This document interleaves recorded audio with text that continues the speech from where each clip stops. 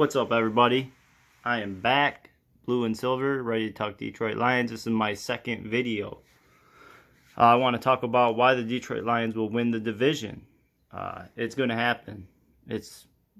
Write it down, bet on it, whatever. 5-1 odds bet. So call that, throw your 100 down, get 600 back. It's good. It's a good bet. Go do it right now. So the odds, they're in last place according to the odds makers, but not by a ton. Every team in this division is getting worse, except the Detroit Lions. I'm going to kind of go over what happened last year. Not game by game, but kind of a brief overview. Go over some subtractions and additions that we've had. So let's start there. Every big one everyone talks about, Lions are going to be worse because they lost Darius Slay. Big play Slay.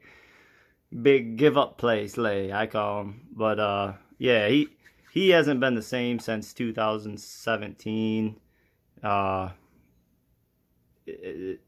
don't know what his deal is, but he's getting burned out in Philly right now. Training camp, he's overrated.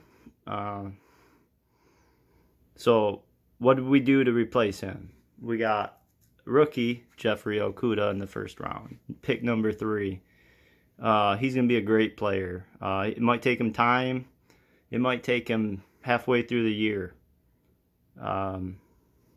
Would I have picked Jeffrey Okudah? No, I would not have. Is he an awesome player? Yes. I would have went Isaiah Simmons or Derek Brown over him. We got Mani Oruwariye. I think I said that right. He second year coming into his own. He's going to be a good player. We brought in Desmond Trufant. He's a number 1, number 2 guy. We brought in Darryl Roberts. He was a starter for New York Jets. You got Mike Ford. This secondary is turned into a strength. So who else did we lose? We lost Snacks Harrison. He I don't know what happened to him. He was a shell of himself last year. Went from dominant 2018 to just garbage 2019. Is he even picked up now? Is he on a team? I'm not sure. You guys can please leave comments. Tell me I'm on crack. Whatever you agree. Please subscribe, like it, all that. New to this,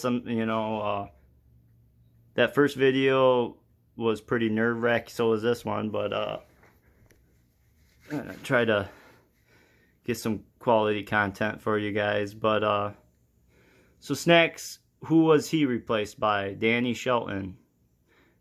He was for the number 1 defense, New England Patriots, the nose tackle.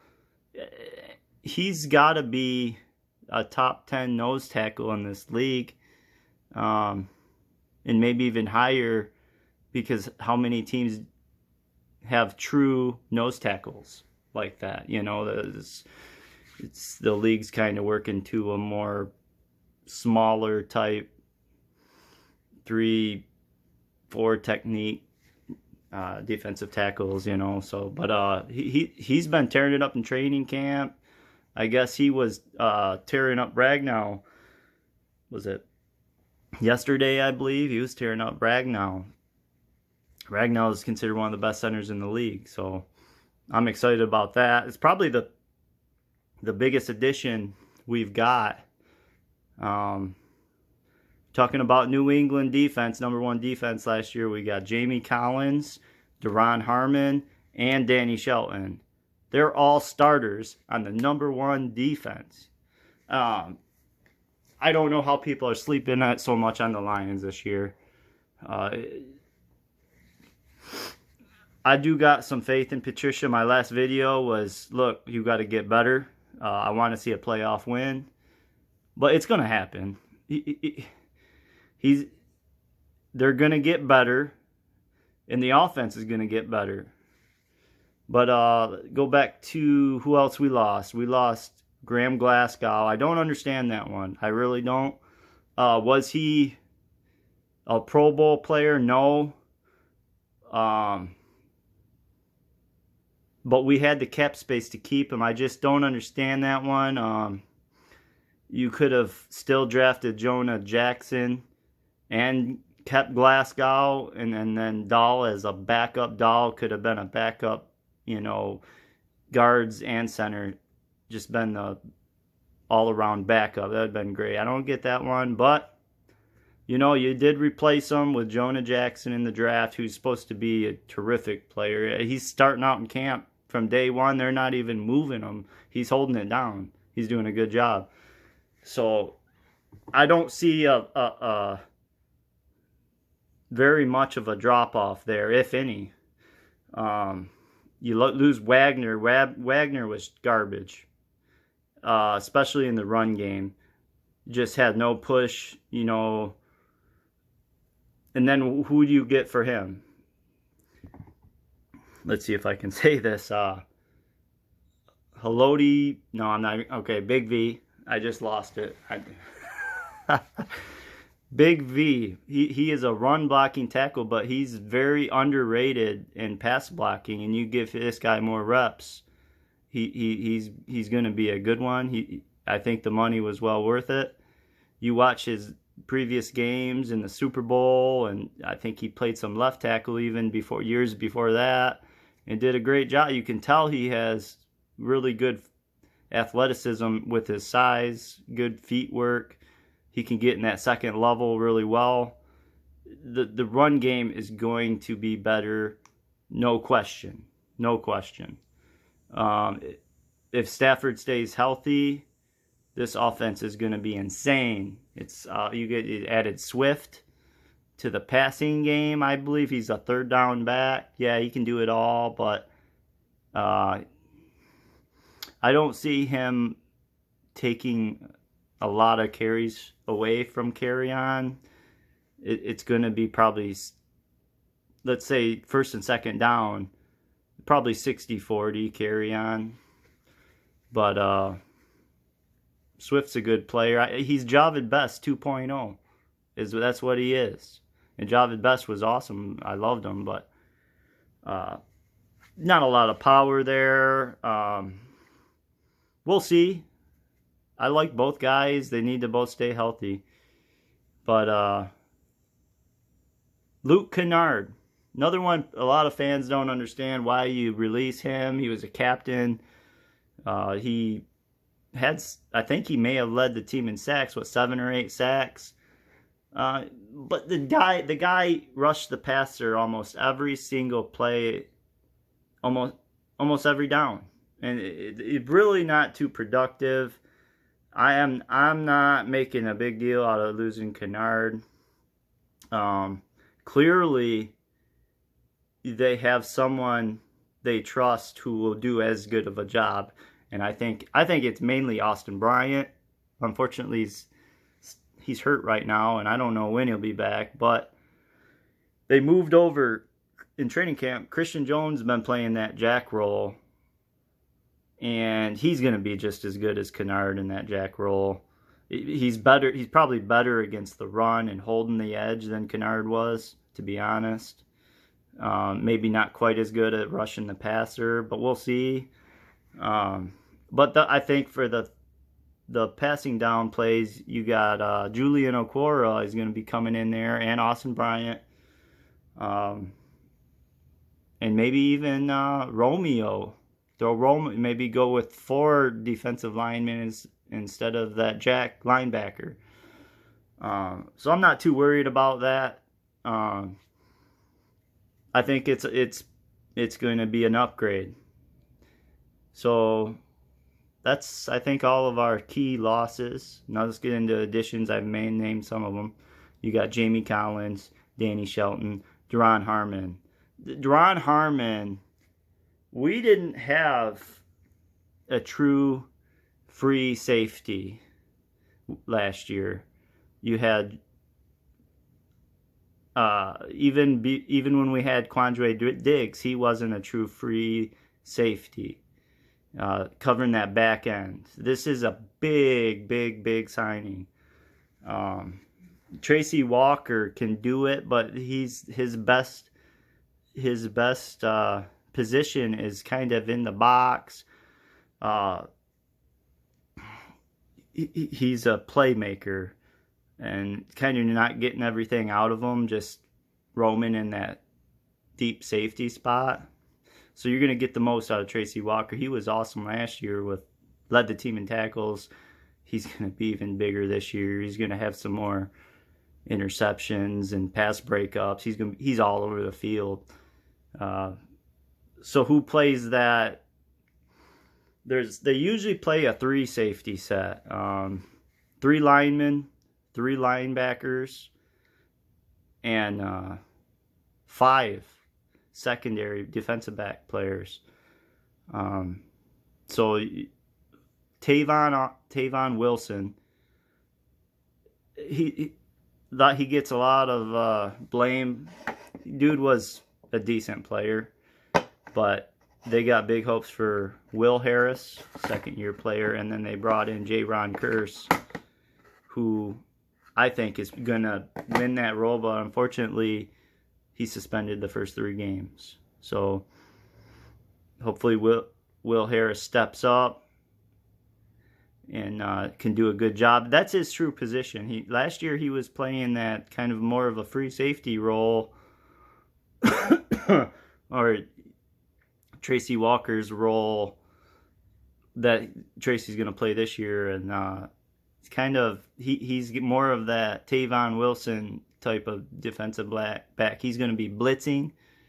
He's going to be, that front line safety. It's a front line safety. He's going to be good at that. I think that's an upgrade.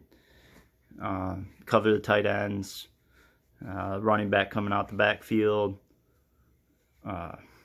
things like that. So everything I'm saying right now is going to be upgrade. As long as Jonah Jackson can be Graham Glasgow, which I think he will, at least even halfway through the season, he will.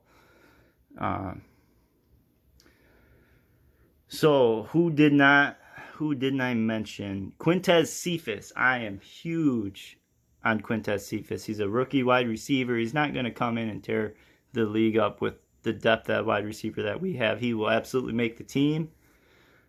He will be a part of this offense. He's going to come in and make some big plays, I think, on key third downs.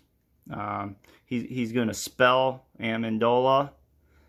He's going to be that 4th receiver sometimes. You got Big Play Hall. He's on the team. I think there's going to be 6 receivers. You got, obviously, Galladay, Marvin Jones, Amendola. Then you got Marvin Hall and Quintez Cephas. Was that 5? Galladay, Marvin Jones, Amendola, Big Play Hall, Cephas. Yeah, and the 6th is Agnew. He's the wild card. I think they're going to do all kinds of stuff with this guy. He's obviously the kick returner.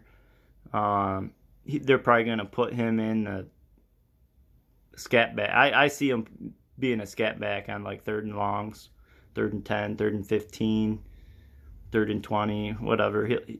Dude back there with speed that can break one. Any play, anytime, can break one. He's been tearing up training camp, getting open, doing a good job. So he's on the team. The guy I don't believe is going to make the team, he'll be a practice squad player, is that 5th round running back, Jason Huntley. He's not an every down runner. He's a 3rd down back, and he's a kick returner. He's not a punt returner. He's been tried at punt return. He's been dropping punts, and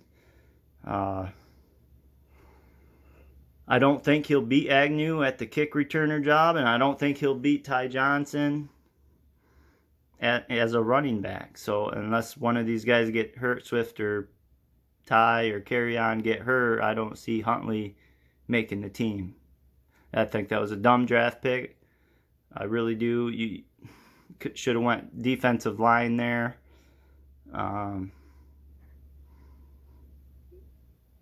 So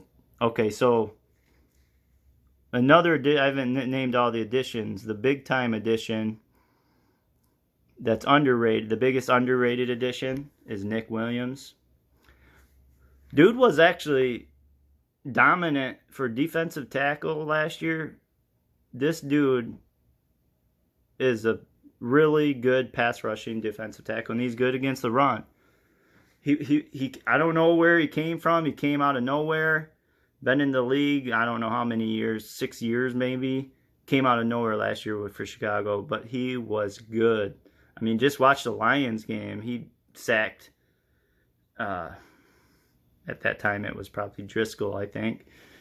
But yeah, this guy, you pair him with Danny Shelton, Trey Flowers, and name the other player.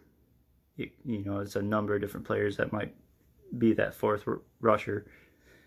Deshaun Hand as well. It's you probably pull Shelton on passing situations. You pull Shelton and you put in Deshaun Hand and Nick Williams. Deshaun Hand's another player we didn't have last year. That's a key addition. All right, so to the games last year. We should have been 5-0 through 5 games. 5-0. No reason losing that Arizona game. That was a win. I mean, you get any better in any phase of the game, that's a guaranteed win. We all know the Green Bay game was a win. That was some bullshit.